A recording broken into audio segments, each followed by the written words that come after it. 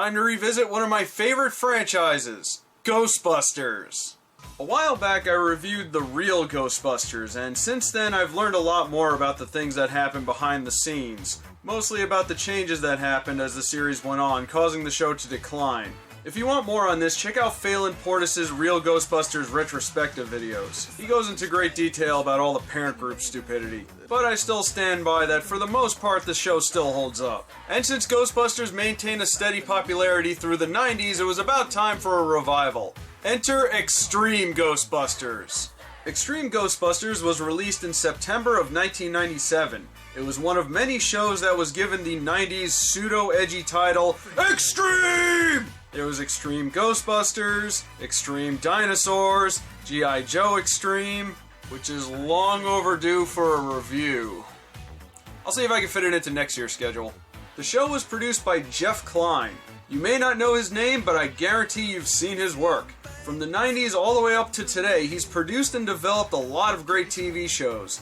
Jackie Chan Adventures, Men in Black the series, G.I. Joe Renegades. He's even managed to make a watchable show out of the horrible 1998 Godzilla movie. So apparently the guy can work miracles. But before I talk about Extreme Ghostbusters, I gotta mention its awesome new theme song, which is sung by Jim Cummings. If there's something strange in your neighborhood, who you gonna call? If there's something weird and it don't look good, who you gonna call? That's right. Now that's what I call a cover. Man, that was awesome. Jim Cummings should put out a rock album or something. Seriously, I almost didn't recognize him. I actually thought the theme was done by that band Monster Magnet. I'm on YouTube now, I gotta be careful with the licensed music. Just look up Space Lord by Monster Magnet. So many years after the real Ghostbusters, Egon is now teaching a class on paranormal phenomenon. And only 4 students show up? Why were there only 4 students? Who wouldn't want to take a college course on ghostbusting? Geez, registration for that class should have closed out in minutes. The students are Garrett, the wheelchair-bound, overly enthusiastic adrenaline junkie voiced by Jason Marsden. But I know all about Spengler. He was an OGB, as an original Ghostbuster. Who is also from Brooklyn. Brooklyn Heights is in the house. Now, you may not know this about me, but I was actually born in Brooklyn, New York. And while I greatly appreciate my hometown being represented here, I think they made him a little too Brooklyn. Hey, funny guy. We're working here. Eddie, we're working here. Hey, I'm stereotyping over here! But I did like how they gave Garrett a sense of humor about his condition. A son would be cool. I could teach him all my tricks. We could race together and get him his own little chair. Garrett, you might have a son that can walk. Well, I guess I could still love him. There's Roland, who's voiced by Alfonso Ribeiro, who you might know as Carlton from The Fresh Prince of Bel-Air. He's an engineering genius that helps Egon quite a bit with the equipment. He's also into stuff that's uncool and is constantly hazed for it. I happen to like opera. Figures. No, wait. Big surprise. I got a request. You do? It's called Put a Sock in It. Sorry, Garrett. I don't know any of those alternative rock tunes. He likes things that we don't like. Mock him! Fill his email inbox with hundreds of messages on how we disagree! Then there's Kylie Griffin, a character that became so popular that she still makes appearances in the comics. By the way, this particular comic is a crossover with Ninja Turtles. And it's awesome! Also, she's voiced by Tara Strong, and hearing her play a goth girl with a New York accent really makes my day. We better split up. Split up? Yes. Just scream if you run into trouble. I'm not a screamer. Unfortunately, her accent wasn't very consistent through the series. That's I Ching. And as a matter of fact, computer programs based on the numerological system of the I Ching are widely used in stock market commodities trading. Finally, there's Eduardo, voiced by Reno Romano. He is the slacker of the group. Yay, my favorite character. Okay, he's not that bad of a character. He's very well-meaning and he'll always step up to help out the team. But oftentimes, he's the cause of a lot of trouble. Most of the time, the team will be like, don't touch the thing, and Eduardo will be like, I'm gonna touch the thing, and then all hell breaks loose. Also, he's supposed to be the new Peter Venkman by being the sarcastic smartass of the group, but Peter was actually funny and charming, and Eduardo is... not. It appears that we're dealing with a symbio-apparitional entity. In other words, it needs a host. What, like Alex Trebek? Also, he has this thing where he keeps calling himself a scientist. What are you doing here? Hey! We are scientists. No, you're not! I'd believe meat-headed Garrett is a scientist before this dope. Also, in order to call yourself a scientist, don't you need, like, a degree or something? You're still in college! I think. We'll get to that. On the plus side, it was cool to hear Maurice LaMarche reprise his role as Egon. And as usual, he nails it. Principia Mathematica by Antonio Garibaldi. At the end of his life, Garibaldi became obsessed with reproducing the mathematical order of the universe, the music of the spheres. Seriously, I cannot think of anyone else that could possibly be the voice of Egon, aside from Harold Ramis himself. Janine returns as well, and this time she's voiced by Pat Music. I was hoping Laura Summer would be back, but it was nice that they improved the character over the later seasons of the real Ghostbusters. She's still got a little bit of the later season Janine in her, but some of that New Yorker attitude that we all loved came back. Janine! Concentrate on Lilith! So throw me a trap already! I love how they established the entire Ghostbusters infrastructure pretty much depends on her, because there were a few times when she went on vacation and everything falls apart. Did someone forget to make that deposit into our checking account? We have a checking account? Oh, I hate wearing a nuclear accelerator on the subway. And Slimer returns as well, because of course he does. Though to be fair, they did downplay him quite a bit. And this time around he's voiced by Billy West. He wants us to follow him to the firehouse. What is he? The ghost of Flipper? No, actually he's the ghost of John Belushi. Seriously, look it up. So the way these college students became Ghostbusters is because on their first day a powerful entity gets unleashed, and since the rest of the old team isn't around, it's up to them to stop it. So they help Egon upgrade all the Ghostbusting equipment and head out. Best first day of school ever! Well, as cool as all this is, it does bring up a lot of questions. For one, why is all the equipment different now? I mean, I get that they need to power up considering they established this ghost is exceptionally strong, but I seem to recall times in the real Ghostbusters when they needed to alter their proton packs, they just needed to tighten a few screws or something. They didn't need to completely change them. Besides, there were a lot of times that they show the old Ghostbusting equipment works just fine. And what's the deal with the new trap? Why is it so huge? It's so big that apparently only one person can carry it, and that person always seems to be Kylie. And because the trap is so big, she has to use this dinky little proton gun that the show even admits is inferior to the other ones. I do kind of like how they can hold it up like a shield, and that it has little floaties, you know, in case they have to throw it over water, like that one time in the entire series. I just find this design absurd, especially since the containment unit also needed a redesign so they can unload the trap. And once again, the size is a problem because apparently they can only take one trap into battle. Unless they want to give the entire team those tiny guns, but then again, maybe they just don't have enough surplus football pads lying around so they can carry them. I know this is kind of a minor thing to dwell on, but you'd think that Egon would be smart enough to notice these blatant design flaws. I also have to address the confusion of the new team. So they were going to attend Egon's class, but then they became Ghostbusters. So do they work for Egon now, or is this just part of the class? They established many times that they're still in school, but I certainly hope they're getting compensated in some other way besides good grades for all the stuff they have to deal with. Also, I hate that apparently nobody trusts the Ghostbusters anymore. Weren't they well-known public figures? Not even the mayor of New York trusts them. For those of you too young to remember, this is the illustrious Egon Spengler. a charter member of those psychotic vigilantes once known as the Ghostbusters. Yeah, back in the 80s, they tried to con the city into believing there were ghosts in order to line their own pockets. Really, asshole? Didn't they save your city multiple times?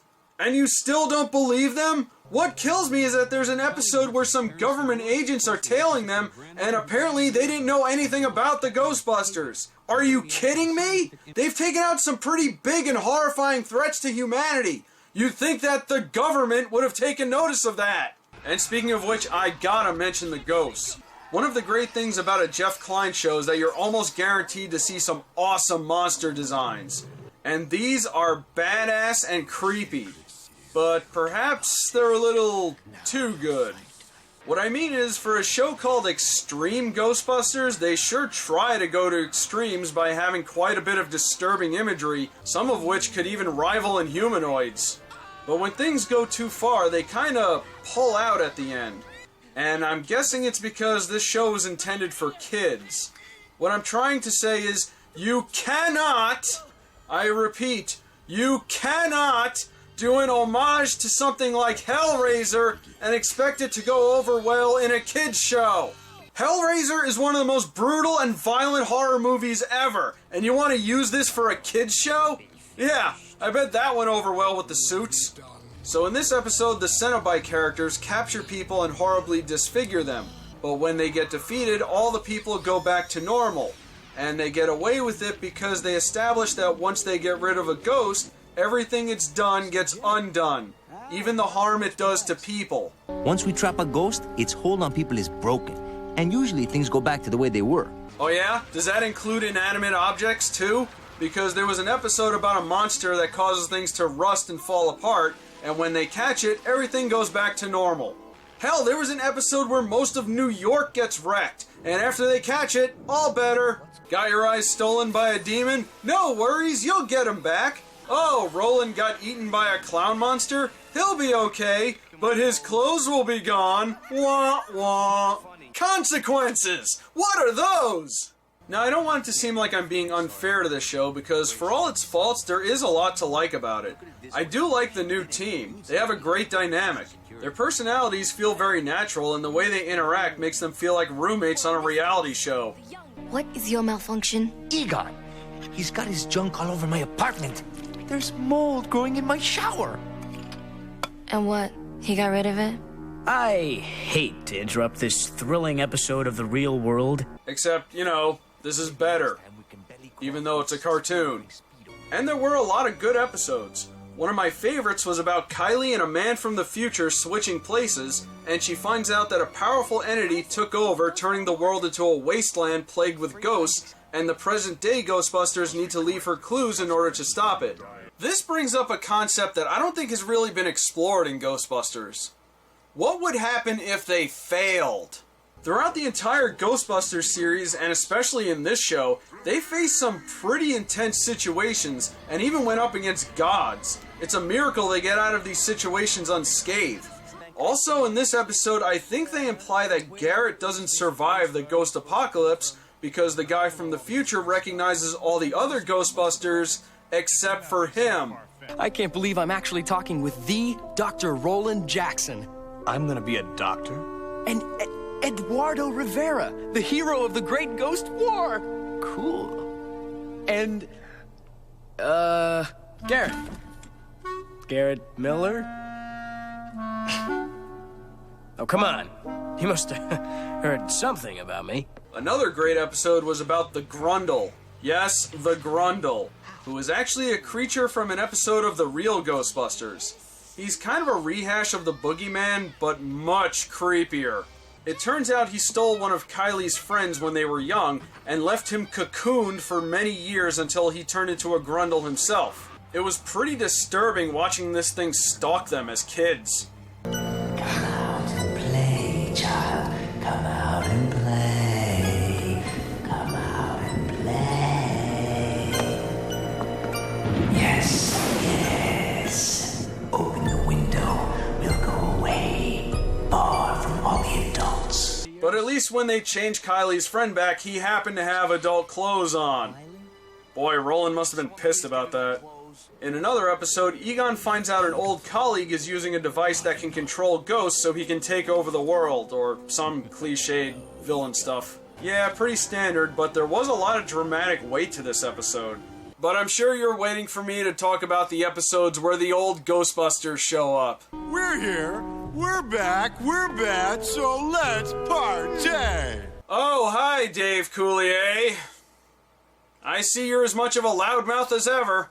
What's the verdict, Doc? Am I gonna make it? Be quiet, Peter. Thank you, Egon. There's a reason you're my favorite Ghostbuster. Yeah, he's back. Not sure why they didn't get Lorenzo music, but it was at least nice to hear Frank Welker and Buster Jones reprise their roles as Ray and Winston. Dr. Stantz, I just want you to know that I consider you a true pioneer in the field of spectral research. Thanks, sweetie. I do what I can. Sweetie? What have you been up to, Winston? I've been doing a bit of traveling now that I've got my pilot's license. Oh, wow, I'd kill to be a pilot. Well, I'm sure you'll get there someday. Just hang on to that dream, son. Son? Wow, the Ghostbusters are kind of jerks. Well, eventually the Extreme team earns some respect, they pal around quite a bit, and even do some ghostbusting together. But what has Peter been up to all this time? Ever sell that idea for another movie about us? We're very close to a deal, but I'm holding out till Brad Pitt becomes available. I mean, check out this jawline. Who else could play me? Boy, that's sure ironic.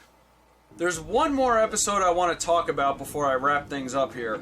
There was an episode about a Jewish temple that kept getting defaced by a bunch of assholes, and they get a golem sicked on them. It isn't a particularly bad episode. In fact, it's a very good episode because it has a message about bigotry, and it turns out the guys defacing the temple were old friends of Garrett. It just feels out of place. And this kind of thing never comes up again, and in a show that challenges stereotypes, you'd think it would. What about you, bro? You here for the Easy A? Easy A? I don't really follow rap music much. Also, I just don't think Ghostbusters is the right place for this kind of thing. It's a franchise about hunting ghosts. What does this have to do with racism? Just to illustrate what I'm trying to say here, let's take a quick look at an episode of Men in Black. In Season 1, there's an episode where time keeps shifting. It turns out a human got a hold of some alien tech and has been traveling back in time, eliminating the original members of the MIB. He's doing this because they find out that he's afraid of aliens, and since the MIB is responsible for aliens being on Earth, he went back to change history. It's a very subtle story about racism, and in a series like Men in Black, which is about aliens living among humans, it can lend itself to that kind of story. Stumbled upon Men in Black by accident? Fears aliens. Blames MIB for first contact. Not realizing we keep the bad ones out. It's not about good or bad with him. Hate crimes are irrational. But in Ghostbusters, it just feels kind of forced and unnecessary. Other than having the novelty of the Ghostbusters fighting a giant clay golem, which is awesome, I think this show's biggest problem was that it suffered from an identity crisis. It tried really hard to go as far as possible, but it never really followed through. It went pretty far, but not quite far enough, which left a lot to be desired. People refer to this show as Ghostbusters Dark, but I think it's more like Ghostbusters Dark Gray. But I did like the characters, the designs, and the majority of the episodes were really good, so there's enough to like about it. I recommend watching it, but unfortunately it was never released on DVD in the US. And I don't know why. Only a few episodes were released in Australia and the UK, but that's about it. Boy, I sure like taking extra time editing to add big black boxes over network logos to avoid getting pulled over by the copyright police. Seriously, if Godzilla the series can get a full release, then why not Extreme Ghostbusters? And while we're at it, release the rest of Men in Black. The Season 1 DVD came out in 2012. Where's the rest of it? I was debating for a while which Ghostbusters show I like better. What it comes down to is Extreme Ghostbusters put way too much emphasis on being creepy and sprinkled in some lame humor. The real Ghostbusters found a nice balance between being creepy and being funny. Because of that, I think I still prefer the real Ghostbusters, or at least the first few seasons. So while Extreme Ghostbusters was great, it still doesn't top the original. But what I can't get over is how hard they tried to be scary. I mean, come on, it's gonna take a lot more than that to scare me, and I just When the things that slither in the shadows keep you up late at night. When there's something lurking in your closet, who can make you feel alright? Let's nail this puppy. Where'd you learn to talk like that? Jackie Chan movies? Jackie Chan's for wimps. I thought we were friends.